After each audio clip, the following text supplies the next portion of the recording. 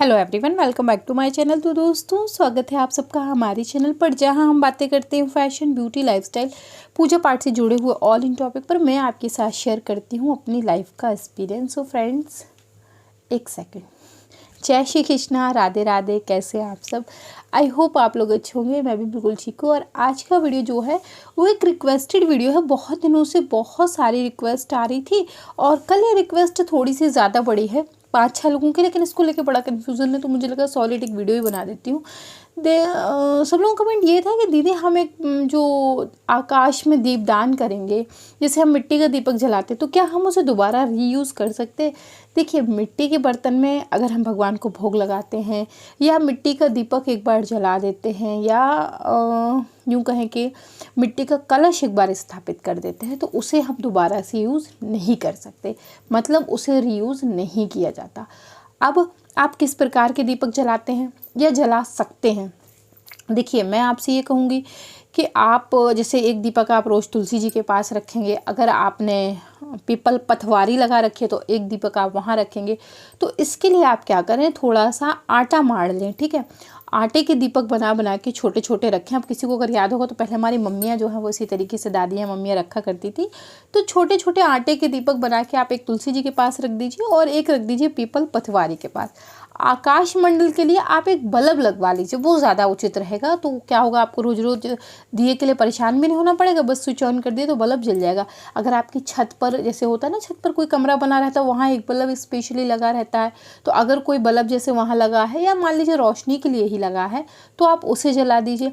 अगर पर्सनली मेरी बात करें तो देखिए, मैं क्या करती हूँ, एक डंडे में होल्डर बांध देती हूँ, हस्बैंड बांध देते हैं तो होल्डर बांध देती हूँ, उसका वायर नीचे लाके लगा देती हूँ, उसमें लाल रंग का बल्ब लगाती हूँ। तो वो कायदे से दीपदान जो है आकाश मंडल में प्रतिदिन होता रहता है। वो आकाश मंडल में मुझे देखने के लिए दिक्कत नहीं होती है कि इसके लिए एक अलग से दीपक जो है वो बनाना होगा।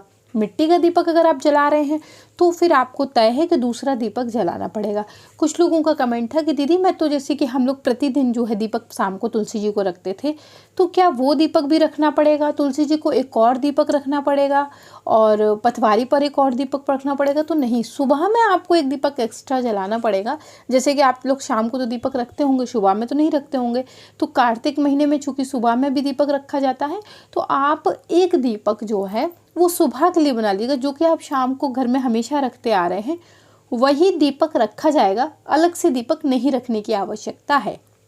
आप पीतल का दीपक ले लीजिए या आप आटे का दीपक ले लीजिए या फिर आप मिट्टी के दीपक ले लीजिए, लेकिन मिट्टी का दीपक आपको रोज़ बदलना पड़ेगा। एक ही दीपक आप जो है वो बार बार रीयूज़ नहीं कर सकते। या फिर जहाँ बहुत ज़्यादा अंधेरा है वहाँ बल्ब की व्यवस्था करवा लीजिए, वो भी एक दीपक ही की तरह काम करता है।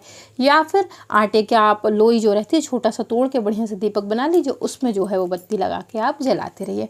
तो इस तरीके से आप कार्तिक मास में दीपदान कर सकते हैं। आप तांबे का पीतल ले सकते हैं, आप दीपक पीतल का ले सकते हैं, आप आटे का दीपक ले सकते हैं, मिट्टी का भी ले सकते हैं, लेकिन मिट्टी का दीपक जो है वो रीयूज़ नहीं होगा। तुलसी मैया पर शाम को एक दीपक जलता, आप जैसे जिन जिन के घर में, जैसे मेरे घर में तो हमेशा ही जलता है, वो तो वैसे का वैसा ही जलेगा। एक दीपक अगर आपने पीपल पथवारी लगा रखी है तो उन पर जलेगा, नहीं तो जो जलता है वो तो जलेगा ही जलेगा। सुबह में एक दीपक और जलेगा तुलसी जी के पास, जैसे जो दीपक हम शाम को जलाते थे वही हम सुबह भी जलाएंगे। कुछ लोगों का कमेंट था कि दीदी जैसे हमने सुबह को दीपक जलाया, उसी दीपक में हम दोबारा से आरती दिखा दें या उसे धोकर दिखाएं? आप उसे उसी में दोबारा से दिखा सकते हैं। रात को आप उसे धोकर रख लीजिए, सुबह फिर से उसमें आरती दिखाइए। लेकिन बार बार कह रही हूँ, मिट्टी का दीपक रीयूज़ नहीं होता है। एक बार झूठा होने के बाद मिट्टी का बर्तन पूजा में दोबारा से इस्तेमाल नहीं किया जाता। तो आशा करती हूँ कि दीपक को लेकर आपको ये कन्फ्यूज़न दूर हो गया होगा। कुछ लोगों का कमेंट था, दीदी क्या आप पीपल पथवारी लगाती हैं? नहीं जी, मैं नहीं लगाती, क्योंकि अगर आपने ऐसा किया तो फिर आप पूरे महीने के लिए ऐसा बंध जाएंगे कि आप घर से बाहर घर बंद करके नहीं जा सकते। क्योंकि अभी तो हमारी भतीजी आई हुई है, चली जाएगी वो 2-4 दिन में, तो अगर ऐसा होगा तो फिर मुझे दिक्कत हो जाएगी। अगर कोई बात है, मुझे घर बंद करके जाना पड़ता है, तो उसमें मुझे समस्या खड़ी हो जाएगी, मैं नहीं जा पाऊँगी। अब जैसे कि देखिए, अब कई समस्याएं अचानक से आ जाती हैं, बहुत सी चीज़ें ऐसी अचानक से मुसीबत पड़ जाती है कि आप कल्पना ही नहीं कर सकते कि अरे ऐसा भी हो जाता है क्या।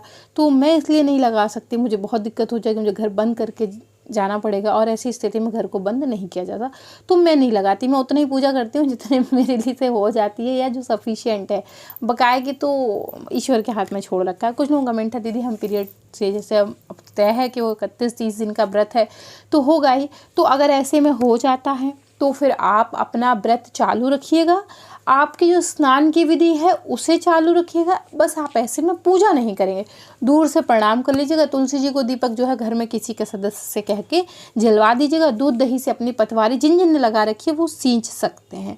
सो ऐसा हो सकता है। आपको स्नान नहीं छोड़ना है, आपने पूजा पाठ जो है वो छोड़नी नहीं, मानसिक पूजा पाठ सब आपको वैसे के वैसे ही करनी है। तो फ्रेंड्स आशा करती हूँ वीडियो जरूर पसंद आया होगा। अगर पसंद आया तो then like share subscribe comment करना बिल्कुल मत भूलें। मैं मिलती हूँ विद न्यू वीडियो, तब तक के लिए जय Shri Krishna, Radhe Radhe, bye bye friends, bye bye.